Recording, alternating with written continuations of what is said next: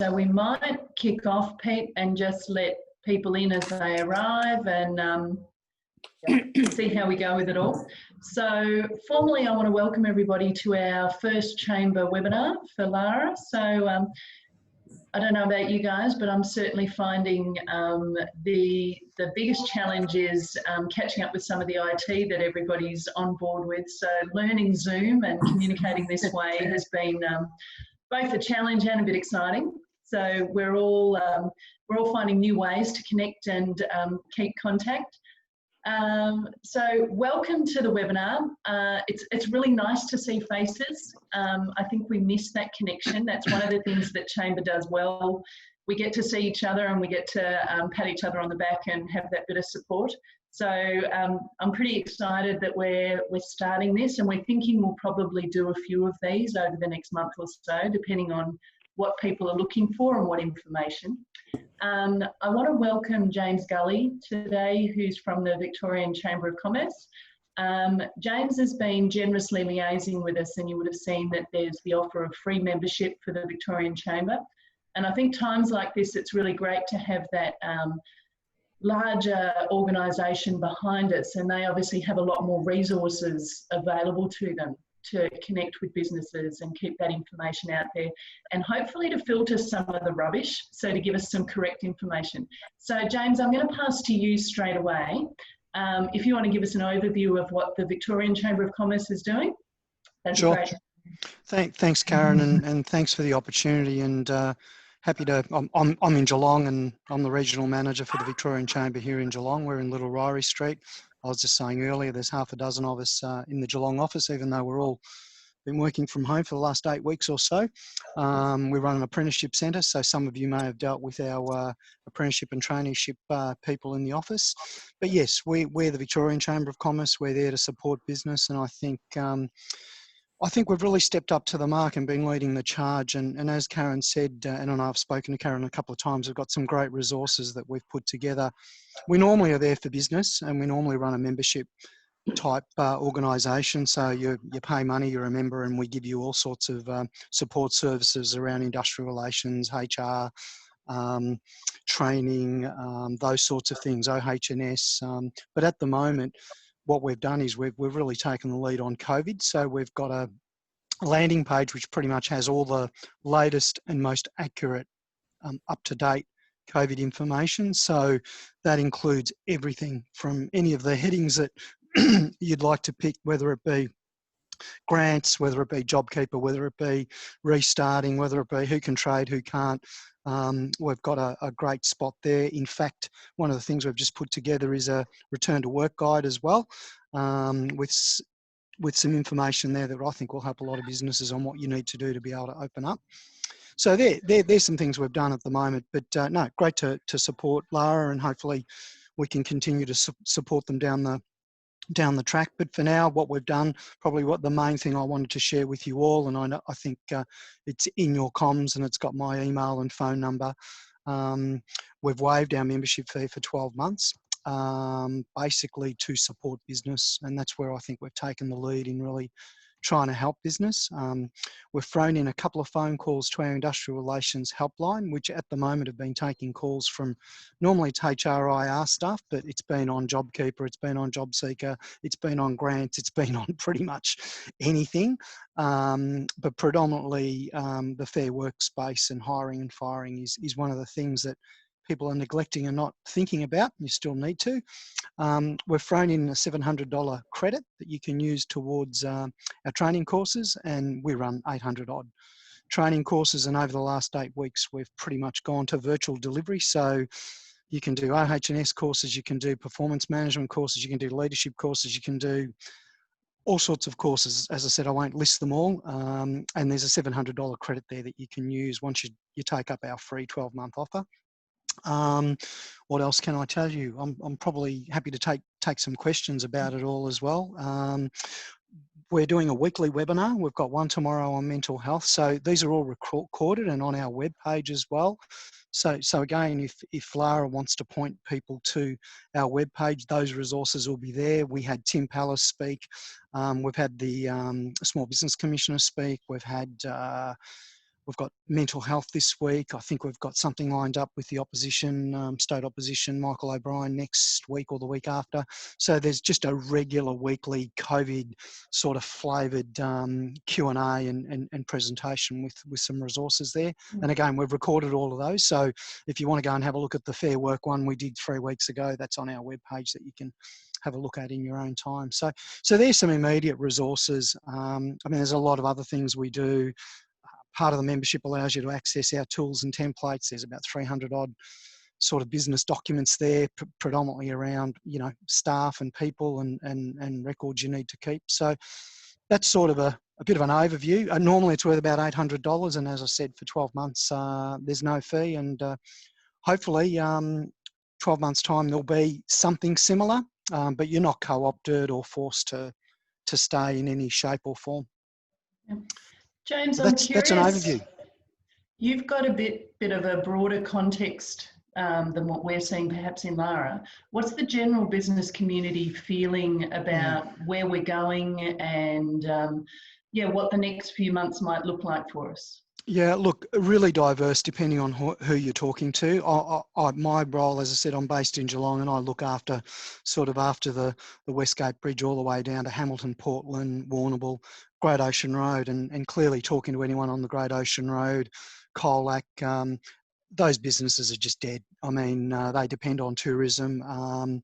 So there's a lot of very sad stories around. And then there's some great stories around as well. I mean, down in that area, Tim Boone Distillery, he used to make some really nice whiskey, and he's got a contract with Southwest Health, which is the big hospital in Warrnambool, and he's doing hand sanitizer. So it's a real mixed bag. We've done a lot of surveys. Some businesses, particularly in that hospitality tourism industry, up to 30% may never open again. So yeah, there's some really sad stories and there's some positive stories as well. Real mixed bag. Sure. Thank you very much. Look forward to staying in touch with you actually as we go through this 6 months and ongoing. I think it'd be great for us to be linking in a bit more closely with you ongoing with the Victorian Chamber. Phil, I'm going to throw to you now. So if you can give us an idea on what resources are available to people right now, the key things people should be tapping into. Unmute myself. Well, the main thing that we're all hearing about is JobKeeper and JobSeeker. Now, the main thing people need to know with JobKeeper is that unless your turnover is greater than 75k and you're registered for GST, you won't qualify for the state government $10,000 stimulus first round, or because what that was just for people or businesses that were forcibly closed down. Now they've brought in a second wave of 10k where anybody who qualifies for JobKeeper also qualifies for the 10k from the state government. So on top of the $10,000 when you lodge your March BAS, or you're somewhere between 10 and 50k for when you lodge your March BAS, you also then got the $1,500 per employee for JobKeeper, and come July, August, September and October, you're going to get another 25% per month for the March quarter BAS. So that's all the money that's going in. Now the problem is people who's got the very small businesses, for example, your nail beauticians, some very small hairdressers, small businesses like that, they won't qualify for any of this JobKeeper jobs stuff. They'll need to go to JobSeeker. Now we know what it's like dealing with Centrelink, how much fun that is.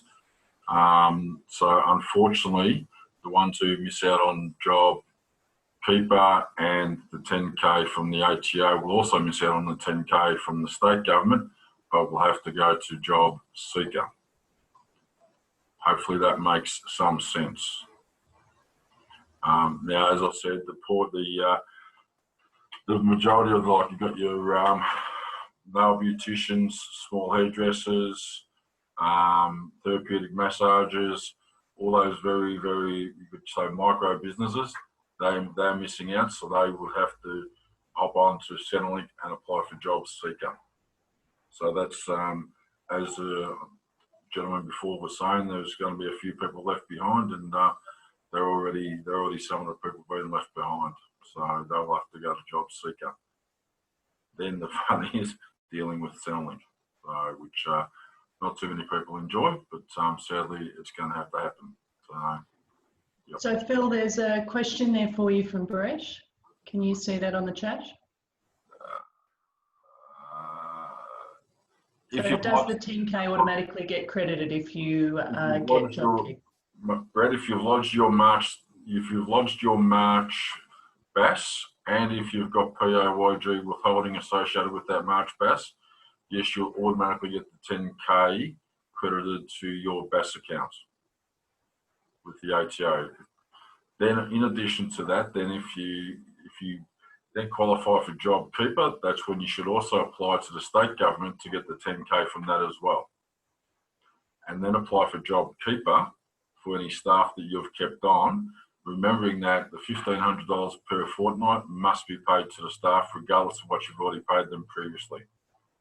So you don't want to be one of those employers that pays their staff less than the $1,500K and pockets the rest, because ATO and the like they've got all the time in the world when it comes to audits. So London to a brick, in the next 12 to 18 months, there will be an enormous amount of audits because the ATO will need to employ more staff, and they will be doing auditing to make sure that the people who did claim JobKeeper, the 10K for their BASs and that, were entitled to it. Yep.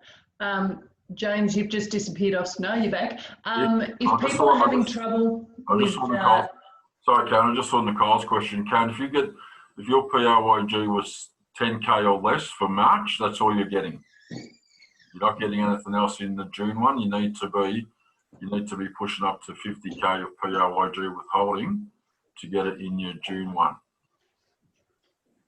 Now the other issue is with if you're a monthly withholder, for March you got triple whatever you held withheld in PAYG withholding.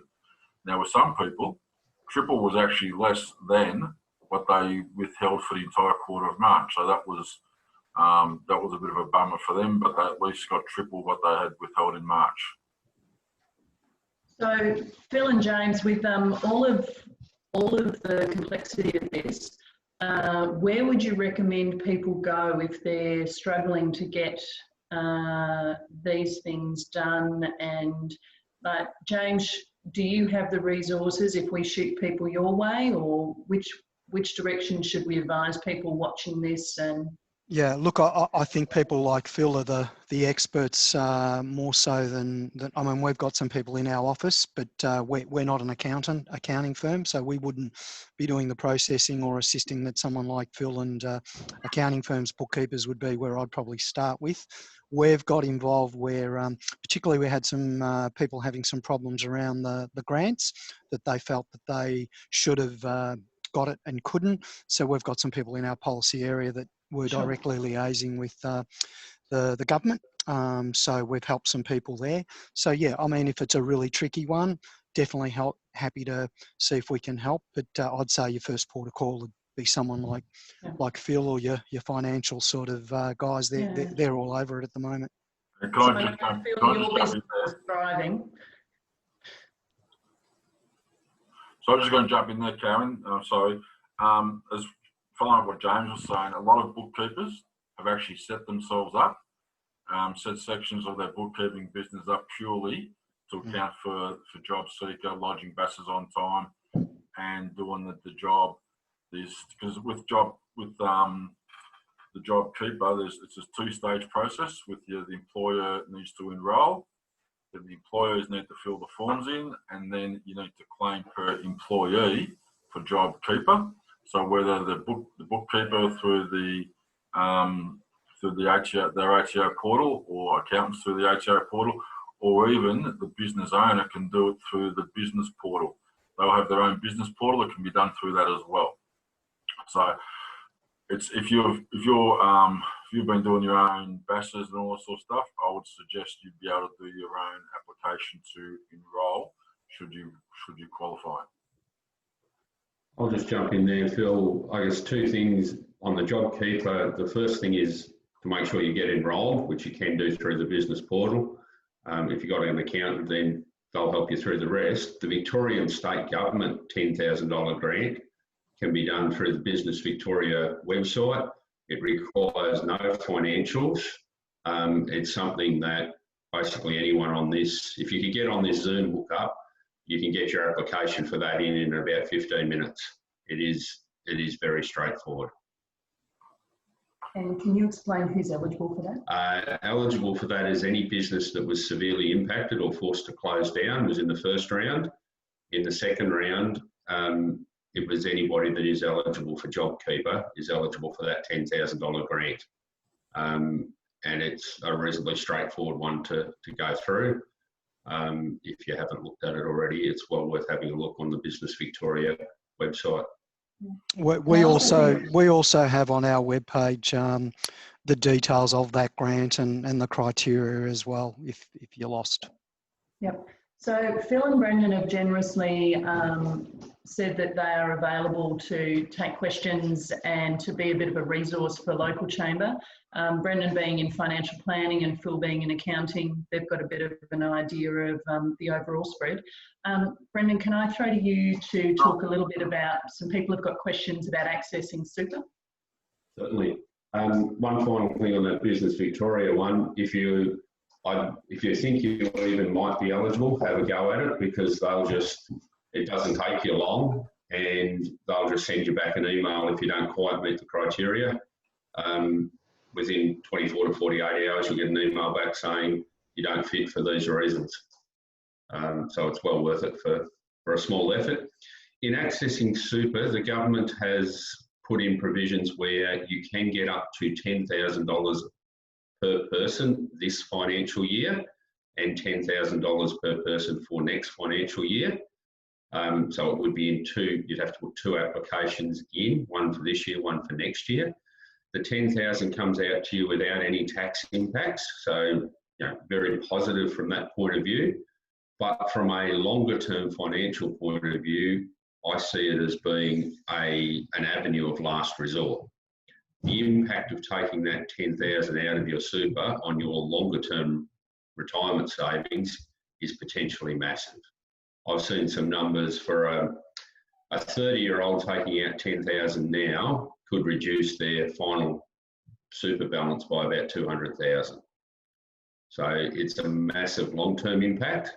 That being said, if you're in the position where you've got no income, you're struggling to feed the family, the bank might be foreclosing on your home loan, sure, the $10,000 is a great thing to get. The contact point is your individual super fund. And most of the super funds, particularly all the industry funds and the major retail funds, have set up teams to deal with this. They're ready for the applications to come in.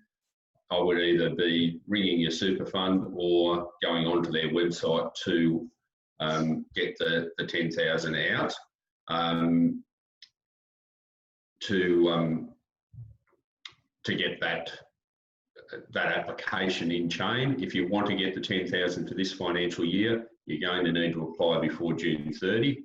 So you've got sort of 6 weeks left to have a look at that. But I'd be trying to talk to a financial advisor or get some input into the longer term impact of that. And as I said, I'd be thinking of it as a mechanism of last resort to try and get that $10,000 out of your super. There's a question there from Scott. So is that a second 10K payment or a second chance at the first 10K payment? I assume you're talking about the Business Victoria or the Victorian government grants. It's a second chance at the 10K. So if you didn't qualify on the first round, because you weren't one of the businesses designated that had to close, you can now reapply. In most cases, if you had applied for the $10,000 and been knocked back, they have been sending out emails saying, please reapply. Did you want to ask something more about that, Scott? No? Just you're on mute. Yep, cool. All right. Now, Nicole, there was a question there, follow up with you. Did we answer that, or about the 30% loss of revenue? Yeah, Phil messaged me privately to answer that. So, because my part was that the business hasn't lost 30% revenue, but some individual staff have actually lost hours. So, but yeah, Phil's replied privately. Yeah, just saying, yeah. And I think there will be need to follow up individually because everyone's going to have slightly different circumstances. All right. So the other thing that we really want to do, having everybody online here, is have a look at what our local businesses are actually doing. Some of the initiatives people are sort of putting into place, some of the challenges, because I think we're all probably sharing that. And Scott, you're one of the sort of frontline restaurant businesses that's had to change enormously. Would you like to share what's been going on for you the last few months? Yeah, no, thank you, Karen. Thanks for having us. And thank you for the chamber for putting this on. It's, I think it's a really important forum for everyone to get together. Hopefully everyone can hear me. Is this coming through clear enough? Yep, that's good. I'm getting nods. That's good. So yeah, no, it's definitely been one of the most challenging things that we've ever had to do. Opening a business was hard, but we've pretty much, since this started, had to open a brand new business. And we've had to be quick on our feet and think ahead. And unfortunately, like, the goalposts are changing constantly. So we're sort of constantly thinking on our feet and trying to change and adapt to what is happening, and also to what the clientele are after to keep us viable. My head chef and I sort of got together when this first started to evolve, and we'd made a plan of attack for a streamlined menu to get us through that initial part. And then, yeah, we've just evolved with things that we've come up with along the way, whether it be our take-home meals or whether it be the palmy night or the burger night, and all these different things that we've tried to do to try and keep us present in people's minds, but also to allow them some sort of sense of normality to life. Because that's the big thing that we've felt from the community is they've enjoyed the fact that we've stayed open, because it does give them some sort of sense of normality. They can come out with the kids, go for a bike ride, grab a coffee, grab a cake.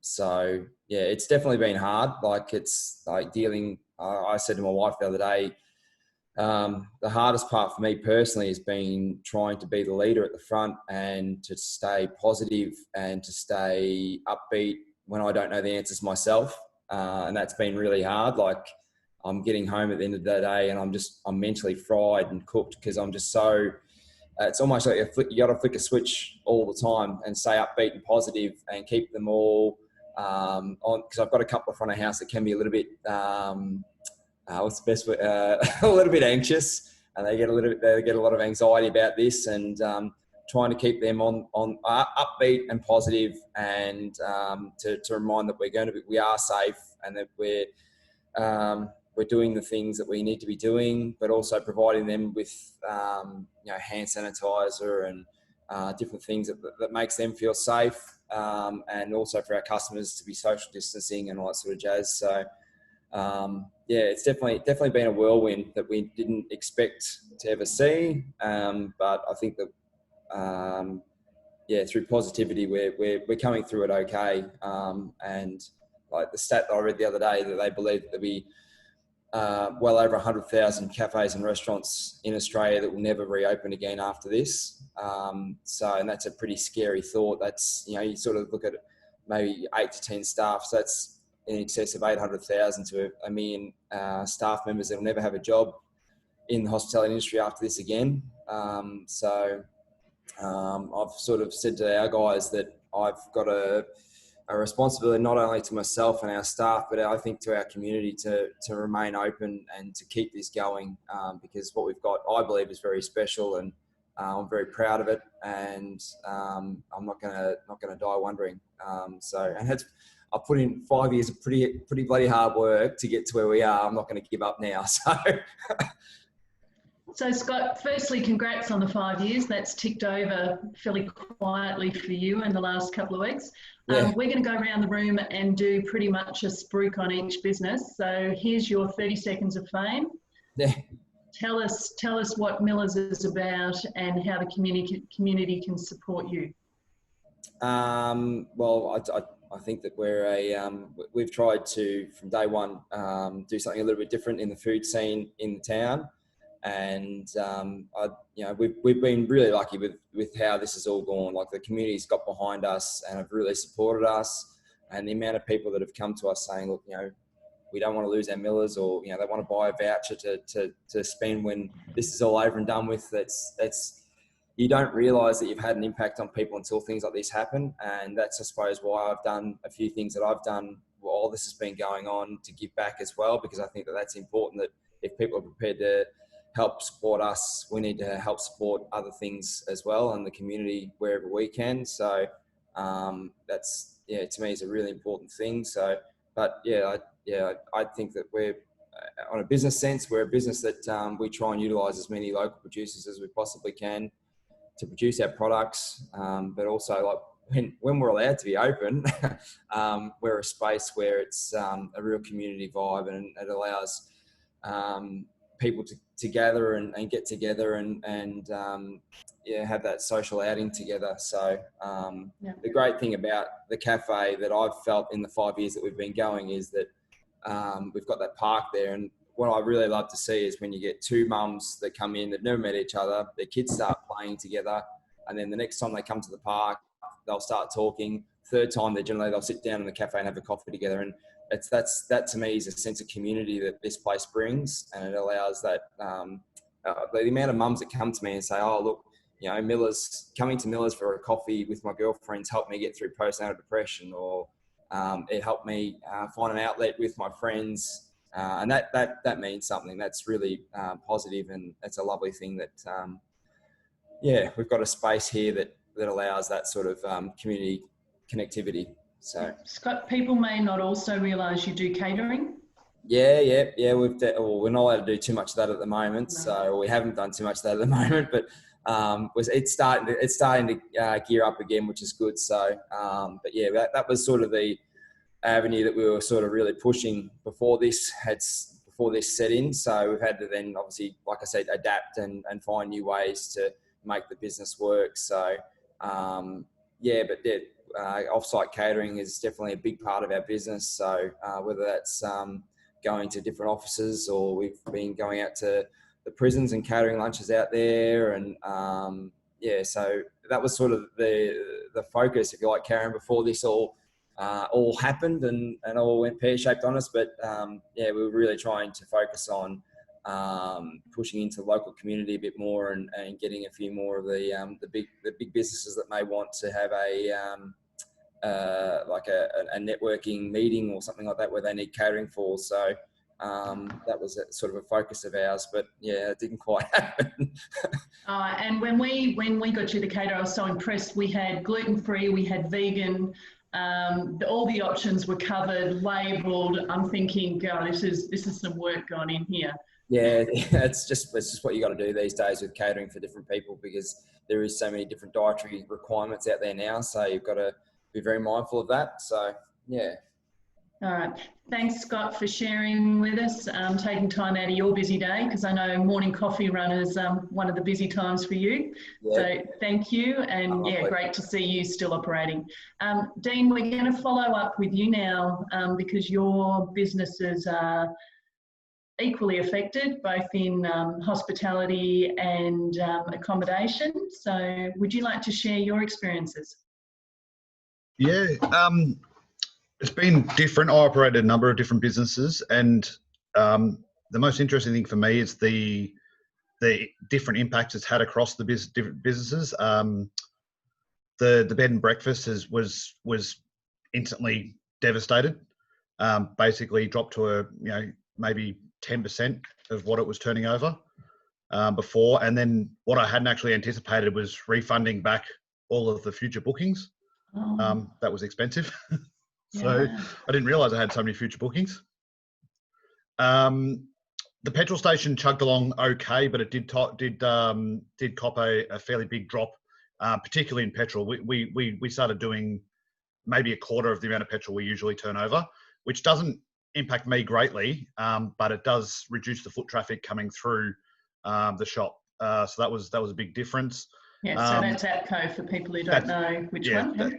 That's APCO, and the chicken shop out in Minerva Road, that had a significant drop in sales as well. And we're operating a roast shop that basically instantly closed. We started operating well under cost.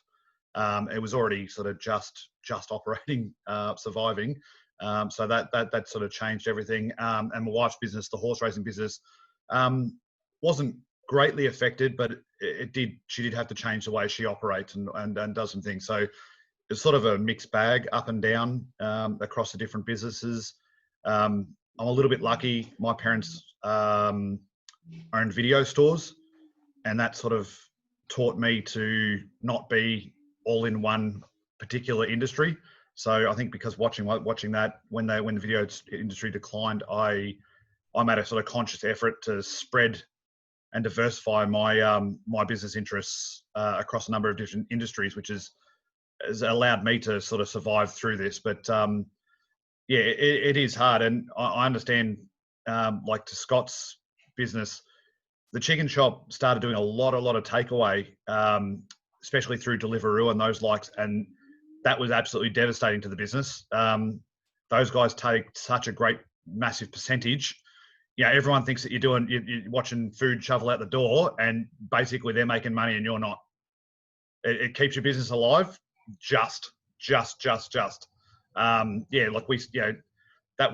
was a big thing. And then initially too, they hold on to all your money for weeks as well. So we had a cash flow squeeze through that business as well. So a lot of adapting and a lot of just changing the way you do things. But I do think for the guys, like Scott, who managed to survive through this, with all the other businesses closing down, on the other end of this will be very strong businesses. If you can get through this, you can get through pretty much anything. For sure. Now, Galen, welcome.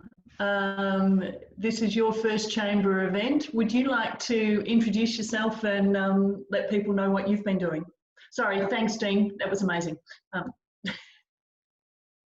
Thanks, Karen, and good morning, everyone. I've met a couple of you, but looking forward to meeting everyone else when the world reopens to that side of things. But I've taken over from Damien here last month, and certainly a very interesting time to take on this new role. But obviously for me to dial in this morning, I guess just wanted to say congratulations to all of you, and businesses like yours, Scott, I think have been so impressive in the way that they've been nimble on their feet and had to change materially the way they operate, which is very difficult, but it's a necessity at the same time. So great job. And I suppose from my sense, I've been trying to touch base with as many businesses that I can to see how they're impacted, and just so you're aware, I'm at the Lara Community Bank, but trying to touch base with many businesses as I can to see how they're impacted. And we've received a lot of requests for support with deferral of loan repayments or many other access to funds and short-term overdrafts, the business support loan the government brought out. So there's been some unfortunate sorry stories, but also some great opportunities for us to keep some businesses going and play the role that we can. And from a community investment side, we've tried to look at ways to do things differently as well, and a lot of businesses have changed with what they require from us and community groups. Last week we ventured out with Scott to the aged care facility and put on some coffees for the staff, and I suppose just trying to support where we can in this trying time. But if anyone has any questions from a banking sense or whatnot, more than happy to help out.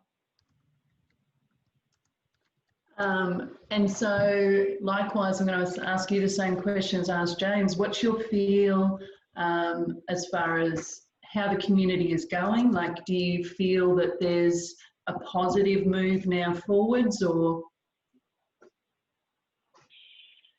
Yeah, well, certainly doesn't seem to be a lot quieter around here, and plenty of people are out and about. You know, there's no doubt that no one knows how the economy is going to feel the effects going forward. I think they talk about on the news about house prices being impacted and less demand in that market, but it's pretty hard to predict how that can impact. Obviously, it's great to see that we're seeing some restrictions lift and some businesses reopening. But yeah, I guess for me, it's been great to see the community really rally behind any restrictions that are put in place and support businesses where they can, support social distancing, and I think we're quite lucky here with the community we have that does appreciate that sort of community sense. Sure. There's a question there for you from Pete. Has there been an indication on how long loan repayments are going to be deferred? Thanks, Pete. It's initially 6 months that we've allowed for our customers or looked at for our customers, but from there it'll be reviewed, I guess, towards the end of that 6 months, and I'd be guessing that there'll be an extended period of say 3 to 6 months if required, but at this stage it's at 6 months from that early stages of around March. So I'll sort of take us through to that August, September review time. And I think Bendigo Bank, even before the government or the Australian Banking Association came together and made a uniform approach to supporting customers and loan deferrals, Bendigo Bank, with the bushfires we saw, we're quite fortunate to work for an organisation that does like to support where we can in ways that may not be necessarily suitable for shareholders or everything like that, but it's a balancing of supporting our communities and customers as much as possibly can. Thanks, Galen, and welcome to Lara. You've joined us in a challenging time, but I guess it gives you the opportunity to really help out a whole lot of people. So your role is going to be crucial during all of this. So thanks for joining us. Thanks, Karen. Looking forward to working with you all more closely. Likewise. Brett Ritchie, would you like to introduce yourself and your business? Welcome. Thanks, Karen, and good morning, everyone. I've got a couple of businesses, a health and safety consultancy company, which has been affected quite dramatically.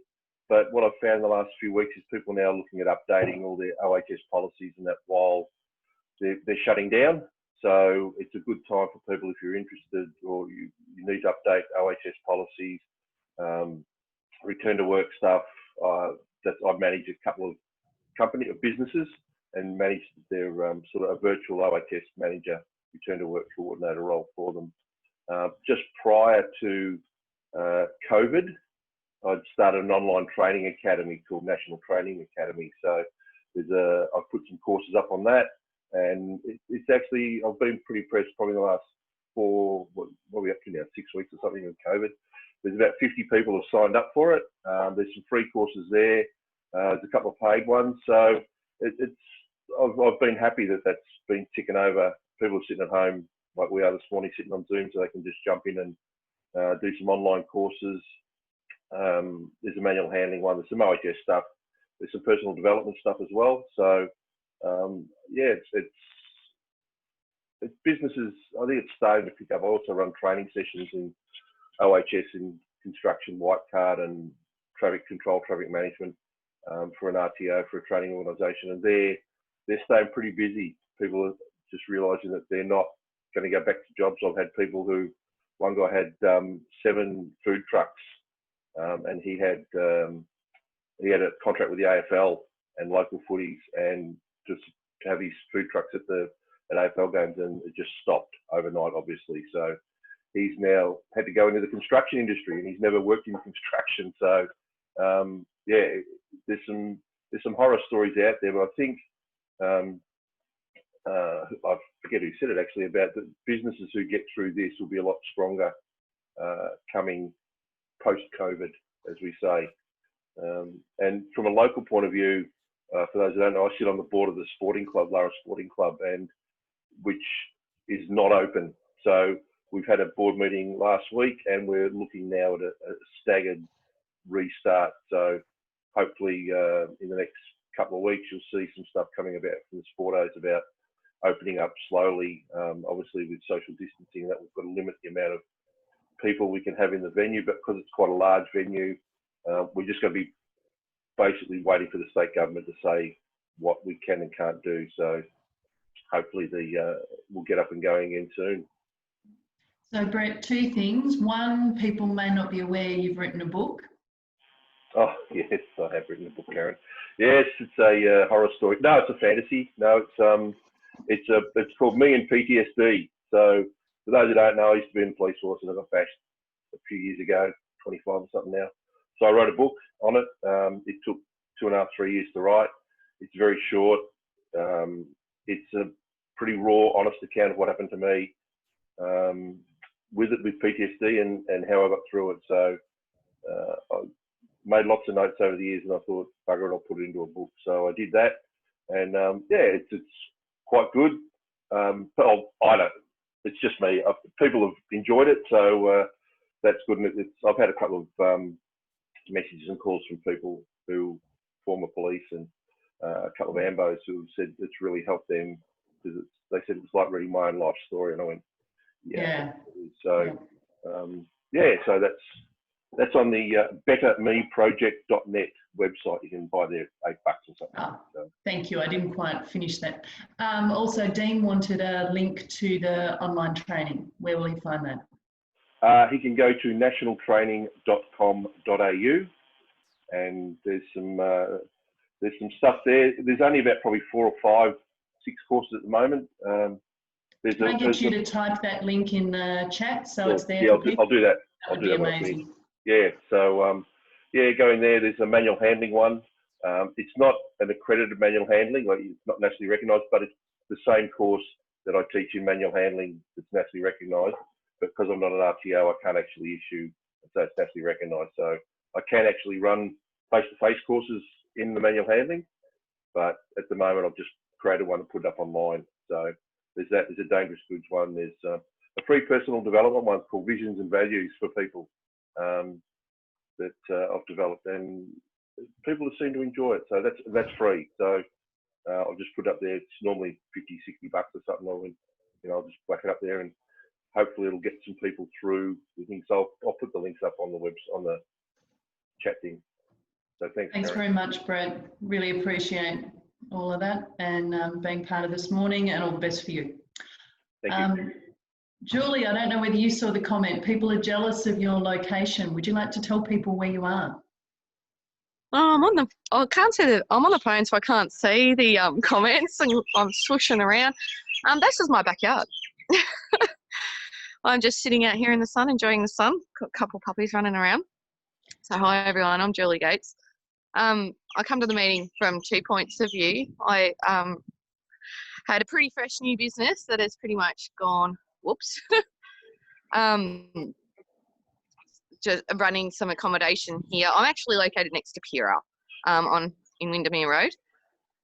So I had some accommodation business that I was running through Airbnb, so I don't really have my own website and things like that. So a lot of international travellers coming in through Avalon. Met some amazing people. I've only been running for about 14 months. So it's pretty much gone to the wayside, but that's all right, because time is one of the hardest assets to get. So I'm enjoying playing in the shed and the yard and all those sorts of things. I could whinge about the hard parts of COVID, but I won't. As you can see, I've also got the scouting symbol on. So I've been part of Second Lara for about 6 to 7 years.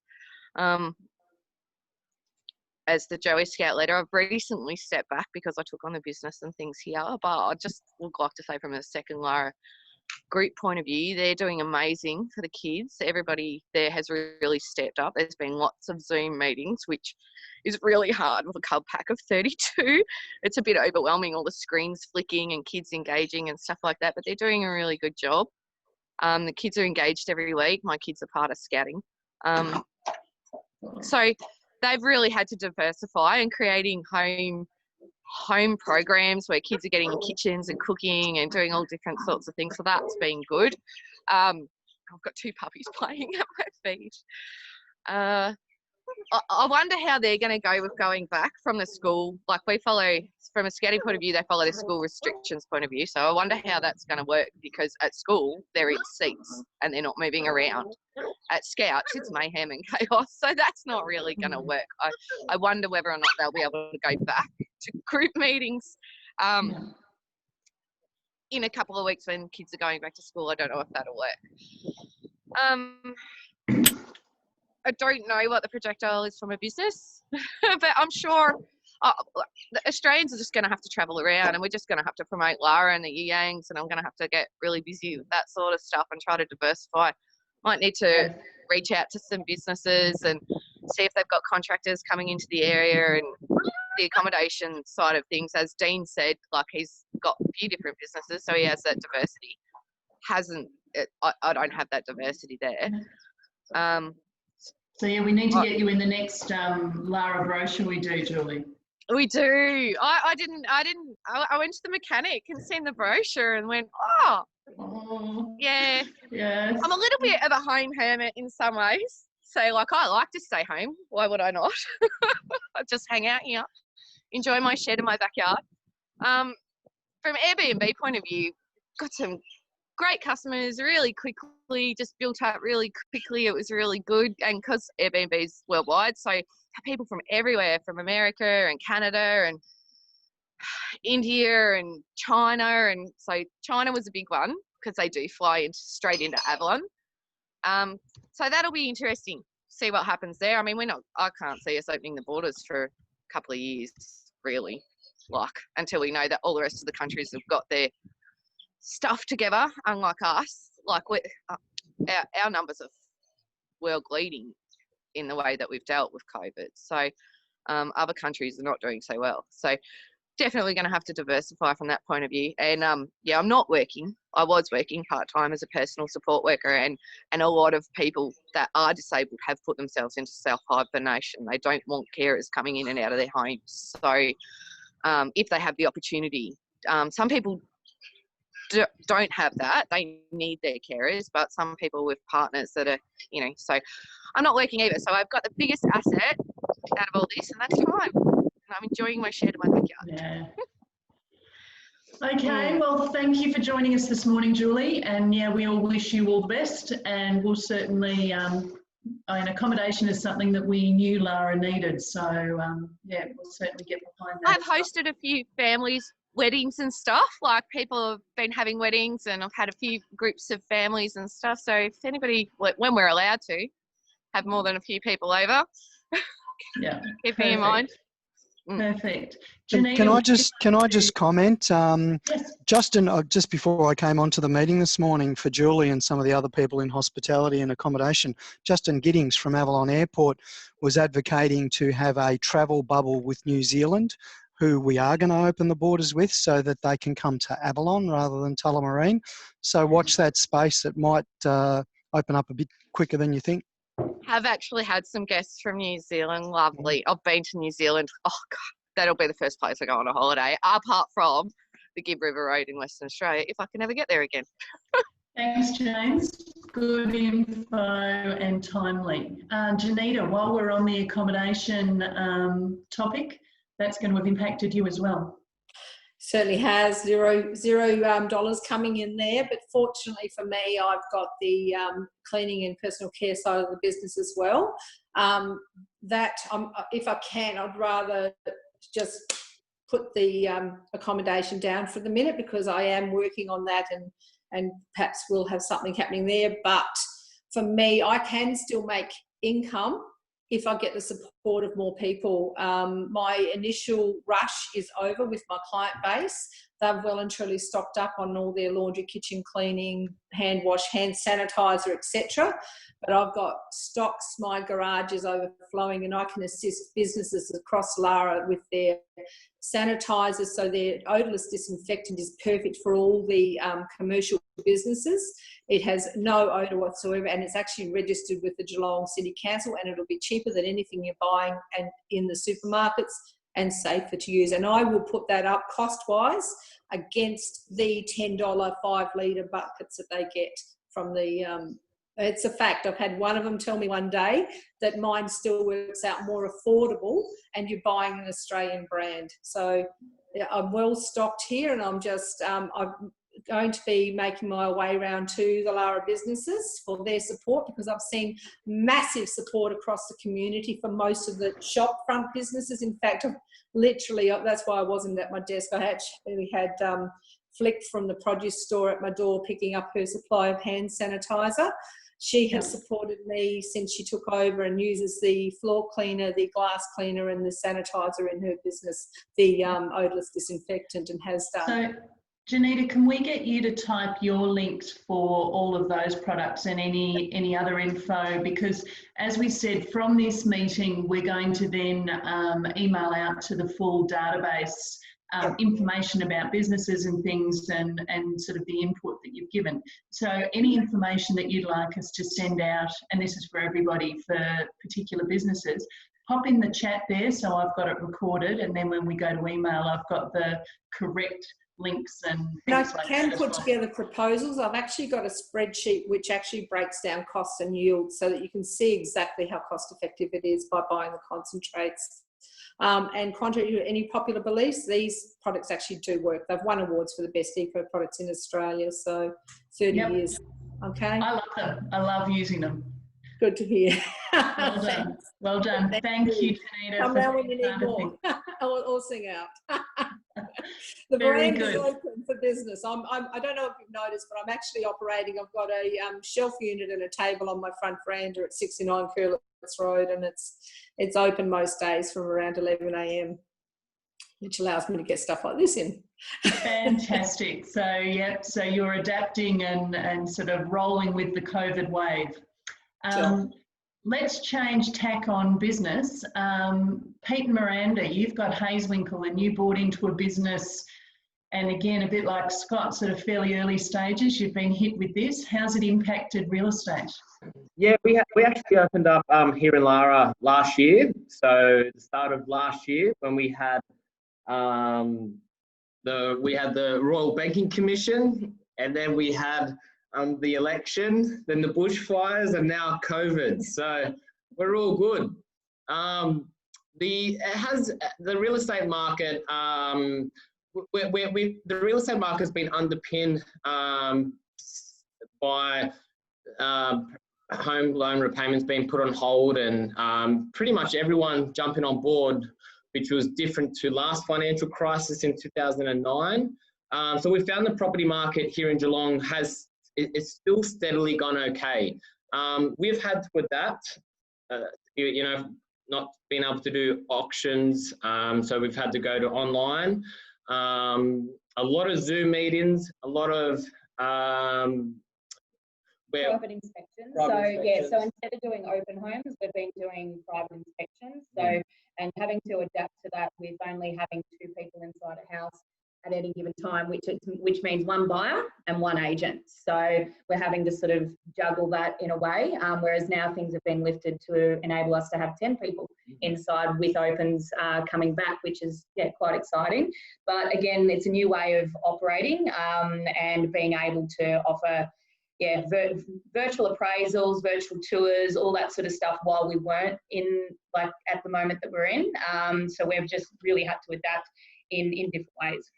And what we've noticed is there isn't much properties on the market at the moment. So people have been able to still achieve the prices that were achievable a couple of months ago.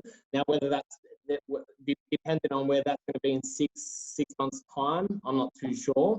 But in saying that, the property market has adapted to COVID, and the Geelong region itself is underpinned by a lot of great things, where I don't see us having if there is a drop in the marketplace, which most likely there will be, we won't see the effects like the Melbourne market will have, because we do have a lot of good things happening down this region. So you're recommending to people now's the time to be investing? Yeah, I think like any property cycle, we're at the beginning of a new property cycle. So it is going to be a good time. I think in the next 12 months is going to be a good time if you are looking to buy to get into the property market for sure. Yeah. Perfect. And thank you for setting up today as well. That's okay. Look, this is the first webinar I set up. I didn't sleep last night. I'm thinking, I was freaking out. I was going, oh no, no one's going to be able to log in. Yeah, but anyway, it worked out well. So seems to be running well. So yeah, full credit and good communication. One thing we have noticed, there was Australians like to do things by themselves. So there's a lot of Australians out there that self-manage their own properties, investment properties. We have noticed we've managed to pick up a few people that were self-managed now that are. So just from that front, with a lot of the changes that happen with the rental side, and obviously payments being held off, and from that part of it there. So there was a lot of things around that with people not understanding when they were self-managing what needed to happen if they did get their tenant that came to them to say, I've lost my job. What happens? So we've picked up quite a lot of self-managed properties because, again, the landlords are going, I don't know how to handle this situation. So we've been able to assist from that side to make sure that we're following the appropriate channels and managing, taking on that, I suppose, that headache for people that is challenging if you're not sure what to do. And the thing is that during this period, like everyone else, you know, everyone's been affected, and look, we've taken our real estate hat off and just been there for people. But you've probably noticed not many people getting our letterbox drops in their letterboxes if you're in Lara. So, you know, we just took our real estate hat off and just been there for people and been there for the community. And if anyone wants a coffee, I make a pretty good coffee here, so you can pop in anytime. For free, I know, but I mean, like if they want it for a free coffee. Bit of competition. Yeah. Well, and I'm not selling it. Always a good chat when you see you guys at a distance.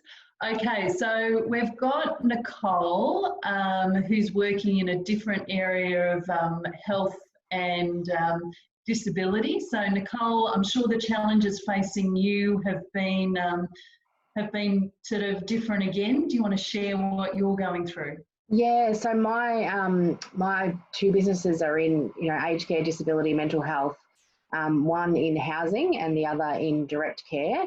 So our direct care service was impacted pretty early on for anyone who normally would go out for community access. So our staff were, you know, I guess lost a bit of hours there, you know, similar to what Julie was talking about. People not wanting, you know, carers to come into their home, especially if they're seeing multiple different, you know, participants. But from that, the actual direct care stuff in home where people didn't have that luxury, I guess, and still needed people to come in, those hours kind of grew because things like day placements were closed down. So we had a lot more hours picked up from that side of things. And from the housing side of things, there was, I guess, unique opportunities in terms of the National Disability Insurance Scheme. Actually went to all accommodation providers to see if they could get people out of hospital quickly. So a lot of people with disabilities were, you know, in hospital long term with no real need to be, other than they couldn't find accommodation. So, which is what we've been fighting in the last couple of years to get people out of those situations as well. But, you know, the NDIS kind of came to the party and said, we'll make it happen really, really quickly, which they haven't done before. So that sort of turned a lot of our houses that were waiting for long-term tenants into, I guess, respite for sort of short-term and medium-term accommodation, which then fed into my other business, then providing some of the staffing for that. So we've been unbelievably busy, which has been, you know, great for us, great for most of our staff. You know, and from a home point of view, working from home as much as possible. My husband does training in the same, you know, same industry. So he's down one end doing all of his courses face-to-face on Zoom, trying to tag team homeschooling in the middle between us has been, you know, absolutely exhausting, but not something to complain about in this current climate. You know, that's nothing to deal with compared to people's businesses being completely shut down. Yeah, huge respect for people who are doing the homeschooling and trying to run business. It's something we've never had to deal with before. Exactly. And I think Scott mentioned early the huge role of being a leader within your business and trying to keep everybody calm, and that leadership. You're trying to look after kids at home, you're trying to keep the ship afloat. The stress levels, those of you who don't know, I run Lara Physio, so the stress levels I'm seeing across clients at the moment are incredible. We've stayed open for business and just sort of increased our distancing and everything and hygiene, but the need for what we're offering people has been just huge. I've been more busy, if anything, than ever before, and huge respect for the amount of stress people are dealing with across working in non-ideal ergonomic situations at home, sharing a table with the kids, partner, all of that. Like, people are really having to work quite hard and quite differently in their situations. And the resilience in a lot of people is huge, but just, I guess, my guess is that people are there's going to be quite a few people that crash emotionally and mentally coming out of this. We're all holding it together, waiting. Yep, we're coming through it. Yep, the business is together. We're doing all of this financial stuff. I guess just as far as the Lara Chamber goes specifically, I'm very aware that we're going to have to really look after our people and all try and work together as much as we can, because the stress we're all dealing with is very different to anything we've had to do before. So that's something that we can support each other in across the board. I'm aware that we're at 10 o'clock and we said we were going to run on time just for our hour. I really appreciate the time everybody has given and the input, and the conversation has been fantastic. I would encourage you, Pete, can we leave this open if people want to put any other comments? Is that how we can work this, or if they can just direct comments straight to you via email? What's the easiest? Is everyone on the Facebook page? So you just put all the questions onto the Facebook page, and either myself or Karen, Nicole, Phil, any of Dean of the committee can answer those questions, and we can put them into that newsletter, like you said, Karen, after this. Beautiful. Yeah. Beautiful. And Nicole, we were thinking of maybe running this again in a fortnight. People online today, has this been an okay time, or have you got recommendations earlier, later? It's been okay, thumbs up? Yep, happy? Yeah. Okay. Yeah. Yeah, I think it would be really good to get that feedback as well, if there's any other topics for people to talk about in a fortnight's time. Yeah. I just think providing some sort of link point that if people are hitting sort of crisis point or things that they're not sure how to deal with, I really want to open up that conversation, let people know that we're out. Coffee fixes everything. Yes, coffee does fix everything. You are correct. And I'm just trying to read as I'm talking. All right, I've actually really enjoyed this. I was a bit like Pete, I was a bit anxious last night because we haven't run one of these before, and coordinating with everyone. James, I've loved having you on board and your information and connection and support. Like I've found that's been really easy, accessing and chatting with you, so I really appreciate that. And yeah, I look forward to chatting to you all maybe in a couple of weeks if we open this forum up again. So well done. Have a good day. The sun's out. We better enjoy that while we're at it. All right. Awesome. See you guys. Well done. Thank you. Thanks, guys. Thank you. Thanks, Karen. Thanks, Bye, everyone. Yeah. Bye. Thanks. Beautiful. Well done, everybody involved. Happy with that. Thank you very much, guys. Well done. Thanks, Janita.